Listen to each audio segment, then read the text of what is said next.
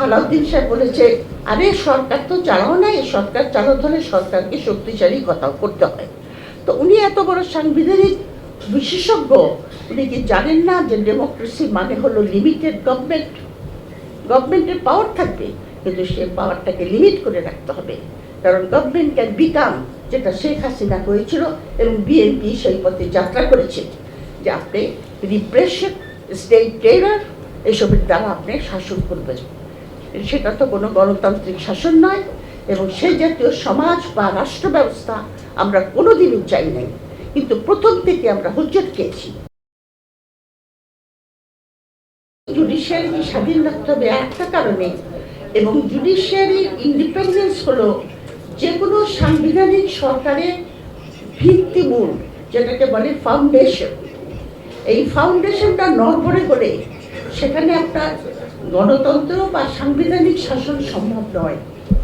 কারণ সাংবিধানিক এবং গণতান্ত্রিক শাসন মানেই হলো আপনার যে রিপাবলিক। আমরা তো Bangladesh is not a republic, কিন্তু রিপাবলিকের যারা নাগরিক তাদের fundamental rights, rule of law, অনেক কিছু আপনার দরকার হবে, সেগুলি আপনার সম্ভব হবে না। সবচেয়ে বড় কথা হলো যে ইন্ডিপেন্ডেন্স অফ জুডিশিয়ারি দরকার হয় এই কারণে যে এটা কিন্তু সংবিধানের গার্জিয়ান, সংবিধানের মুরব্বী। মুরব্বী মানে যে কোনো দেশের একটা সাংবিধানিকভাবে দেশটা পরিচালিত হচ্ছে কিনা, আইন প্রণয়ন সেভাবে হচ্ছে কিনা, সেটা জুডিশিয়ারি দেখে। এবং জুডিশিয়ারি সেটাকে আপনার সেরকম কোনো লাইন পাস করলে যেটা নিপীড়নমূলক, মানে সংবিধানকে ভায়োলেট করছে, অথবা এমন কোনো আইন যেটা সংবিধানের সঙ্গে সাংঘর্ষিক, সেগুলিকে তারা বাতিল করে দেয়। এটা হলো জুডিশিয়ারির একটা বিরাট ভূমিকা যদি আমরা সাংবিধানিক সরকার চাই। যে কারণে পৃথিবীতে যে কোনো দেশে যেখানে সাংবিধানিক সরকার প্রতিষ্ঠিত হয়েছে, সেখানে ইন্ডিপেন্ডেন্স অফ জুডিশিয়ারি অথবা জুডিশিয়ারির স্বাধীনতা করার জন্য তারা অত্যন্ত যত্ন সহকারে এবং মেটিকুলাসলি তারা পদক্ষেপ নিয়েছে। যেরকম আপনার নেপাল একটা, এবং এইটার ফাউন্ডেশন কিন্তু আপনার কনস্টিটিউশনেই দেওয়া থাকে। নেপাল নতুন একটা আপনার সংবিধানের এই 2015 সাল থেকে শুরু করেছে। সেখানে তারা কিন্তু সংবিধানে লিখে দিয়েছে যে জাজদের অ্যাপয়েন্টমেন্ট কী করে হবে, রিমুভাল কী করে হবে, তাদের স্যালারি এবং তাদের অন্য প্রোটেকশন কিভাবে আসবে, এবং তাদের আন্ডারে যে সমস্ত কোর্ট থাকবে, মানে সেগুলি জুরিসডিকশন স্বাধীন থাকবে। যেটাকে আমরা বলি সাংবিধানিক ফাউন্ডেশন দিতে হয়। এই ফাউন্ডেশনটা দেওয়ার জন্য আমরা এত চেষ্টা করছি বহুদিন ধরে, এবং এটা বলা শুরু করেছি আমরা কবে থেকে, বলতে বলতে বলতে বলতে আমার মাথার চুল সব সাদা হয়ে গেছে, কিন্তু কেউ কোনো কথা শুনছে না, বুঝছে? এটাই হলো বড় দুঃখের বিষয়। এখন তো এই সমস্ত সভায় আসতে আমার কাছে খুবই ক্লান্ত লাগে।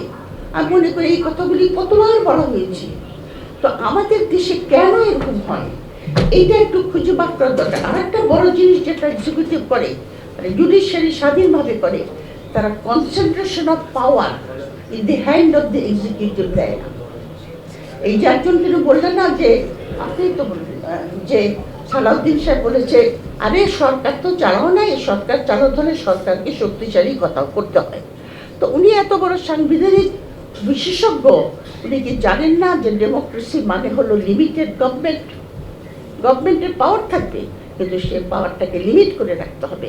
কারণ গভর্নমেন্ট ক্যান বিকাম, যেটা শেখ হাসিনা হয়েছিল এবং বিএনপি সেই পথে যাত্রা করেছে, যে আপনি রিপ্রেশন, স্টেট টেরর, এসবের দ্বারা আপনি শাসন করবেন। সেটা তো কোনো গণতান্ত্রিক শাসন নয়, এবং সেই জাতীয় সমাজ বা রাষ্ট্র ব্যবস্থা আমরা কোনোদিনই চাই নাই, কিন্তু প্রথম থেকে আমরা হুজ্জত খেয়েছি। আপনার আমাদের জুডিশিয়ারিকে স্বাধীন করার জন্য প্রথম আপনার 72 কনস্টিটিউশনে যে ফাউন্ডেশন ছিল, সেটা কিন্তু স্বাধীনতা দেওয়ার কথা ছিল, কিন্তু 4th অ্যামেন্ডমেন্টটা সম্পূর্ণ কেড়ে নেওয়া হয়। তারপর থেকে হুজ্জত খেয়ে চলছে।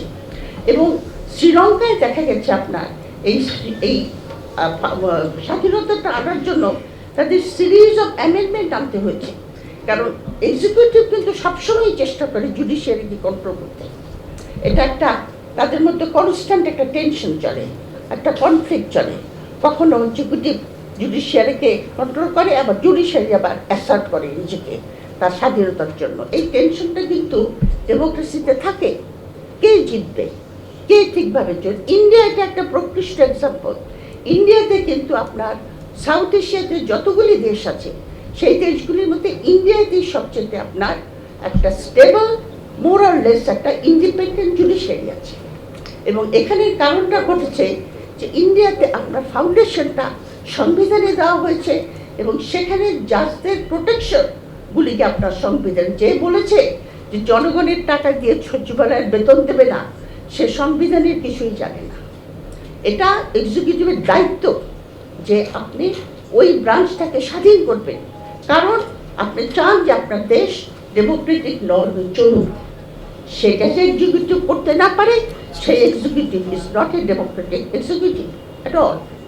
তো এখন ইন্ডিয়াতে আপনার কোর্ট ওটা অ্যাসার্ট করে, এবং এখানে আপনার কোর্ট এবং এক্সিকিউটিভ, মিসেস ইন্দিরা গান্ধী যখন এমার্জেন্সি ডিক্লেয়ার করেছিলেন তখন কিন্তু উনি চেষ্টা করেছিলেন জুডিশিয়ারিকে কন্ট্রোল করার জন্য, কিন্তু জুডিশিয়ারি অ্যাসার্ট করেছে।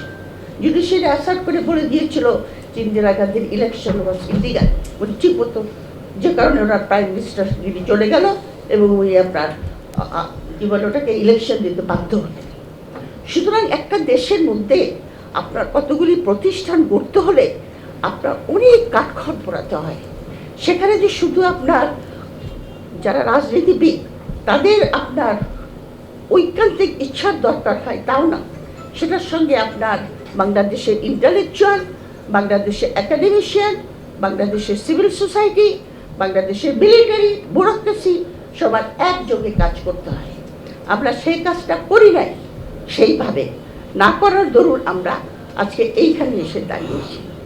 সুতরাং আরেকটা কথা বলে আমি শেষ করব, সেটা হলো যে এই কি গণভোট অধ্যাদেশ বাতিল করার ব্যাপারেও সালাউদ্দিন সাহেব অনেক আপনার সংবিধানে গিয়ে দেখিয়েছেন। Supremacy of the parliament, parliament সব কিছু করবে, পার্লামেন্টের অসীম ক্ষমতা। এখন সুপ্রিমেসি অফ দি পার্লামেন্টের ডক্ট্রিনটা এসেছে আপনার ইউকে থেকে, কারণ ইউকেতে তো কোনো সংবিধান নাই। ইউকেতে কিন্তু পার্লামেন্টই সংবিধান রচনা করেছে, কারণ বিভিন্ন ধরনের স্ট্যাটুট, নর্মস, কনভেনশন দিয়ে সভারেন পার্লামেন্ট। একটা কথাই আছে যে English parliament can do anything excepting making a man a woman. তো এখন অবশ্যই সেটাও সায়েন্সের দ্বারা হয়। তো যাই হোক, কিন্তু ওইটা কথা ছিল আর কি, সুপ্রিমেসি অফ দি পার্লামেন্ট। কিন্তু দেখেন জনমতকে সেই পার্লামেন্টও কতখানি আপনার, কারণ ওখানে কোনো গণভোটের যে ভার্ডিক্ট সেটা কিন্তু লিগালি বাইন্ডিং না অন দি পার্লামেন্ট। পহেলা জানুয়ারি 2026 ইউটিউব জার্নালিজমের অগ্রদূত changeTV.press সংগ্রাম মুখর 7 বছর পেরিয়ে পা রাখলো গৌরবান্বিত 8 বছরে। এই আনন্দ প্রহরে সবাইকে নিরন্তর শুভেচ্ছা। আমি নিজেকে ধন্যবাদ মনে করি, আমি সৌভাগ্যবান চেঞ্জ টিভির পক্ষ থেকে আমার সাক্ষাৎকার নেওয়ার জন্য তারা আসছেন, এবং চেঞ্জ টিভি দীর্ঘ 8 বছর ধরে এই কাজগুলি করছে। আমি তারা অনেক ভালো কাজ করেছেন, দেশের মানুষের সুখ দুঃখের কথা প্রত্যক্ষ তুলে ধরছেন। আমার আশা থাকবে চেঞ্জ টিভি সামনের দিকে উত্তরোত্তর আরও সমৃদ্ধ হবে।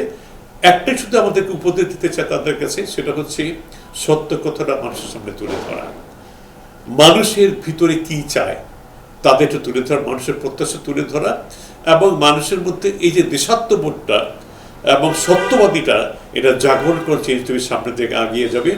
এবং যারা দেশের কথা চিন্তা করে এবং দলমত নির্বিশেষে যে লোকগুলো আছে তারা দেশের কথা চিন্তা করে, দেশের উন্নয়নের কথা চিন্তা করে, কোনো পক্ষপাতিত্ব করে না, তাদের বক্তব্য দেশের মানুষের তুলে ধরা, এই কাজগুলি সামনে এগিয়ে নিয়ে যাবে, এটা আমাদের প্রত্যাশা। অনেক ধন্যবাদ আপনাদেরকে, দেশবাসীকে, দেশবাসী সবাইকে আমি ধন্যবাদ জানাচ্ছি। changeTV.press এক ফোঁটা হলুদ নেই। আমরা শুধু আপনাদের কাছে একটাই আবেদন করব, মিথ্যার পিছনে দৌড়বেন না, সত্যকে ধারণ করেন, সত্যকে জনগণের কাছে তুলে ধরেন। সেটা যতই কঠিন হোক না কেন পিছপা হবেন না, ভয়ের কোনো কারণ নেই। আল্লাহর সাথে থাকেন, আল্লাহ আপনাকে সাহায্য করবে। কোনো মানুষের কাছ থেকে কোনো সাহায্য কামনা করবেন না। ধন্যবাদ। changetv.press এক ফোঁটা হলুদ নেই। হ্যাঁ, চেঞ্জ টিভি আমি বিশেষ কারণে দেখি সুযোগ পেলে, বিশেষ করে তোমার অনুষ্ঠানটা যখন হয় আগে পরে আমি দেখে থাকি, ভালো লাগে, উপস্থাপনা ভালো, মোটামুটি সব কিছু ভালো। আমি তাদের শুভকামনা করি এবং চেঞ্জ টিভি আমি আশা করি সবসময় নিরপেক্ষ, যেহেতু এই চেঞ্জ টিভিটা সংবাদ প্রচারের একটা মাধ্যম, সুতরাং সঠিক সংবাদটাই চেঞ্জ টিভি প্রচার করবে, এটাই আমার কামনা থাকবে তাদের কাছে, সেই সঙ্গে আমার শুভেচ্ছা থাকবে। changetv.press এক ফোঁটা হলুদ নেই। সুপ্রিয় দর্শক, এই চেঞ্জ টিভি বিগত 7 বছর ধরে খুবই গুরুত্বপূর্ণ ভূমিকা পালন করছে আমিরুল মোমিনিন মানিক। উনি তো এখন বাংলাদেশে একটা ন্যাশনাল ফিগার হয়ে দাঁড়িয়েছেন। তিনি সত্যকে ধারণ করে আছেন, সত্য প্রচার করে, সত্যের প্রকাশ করে, সত্য ধারণ করে তিনি একটা পরিবর্তন আনতে চেয়েছেন এই সমাজে। আমি আশা করি এটাতে অনেকে উদ্বুদ্ধ হয়েছেন এবং এই চেঞ্জ টিভির ভূমিকা অন্যকে অনুসরণ করার জন্য আমি আবেদন জানাবো। একই সাথে চেঞ্জ টিভির কর্তৃপক্ষ এবং দর্শক শ্রোতাকে আমার ব্যক্তিগত দোয়া এবং শুভেচ্ছা রইল। changetv.press এক ফোঁটা হলুদ নেই।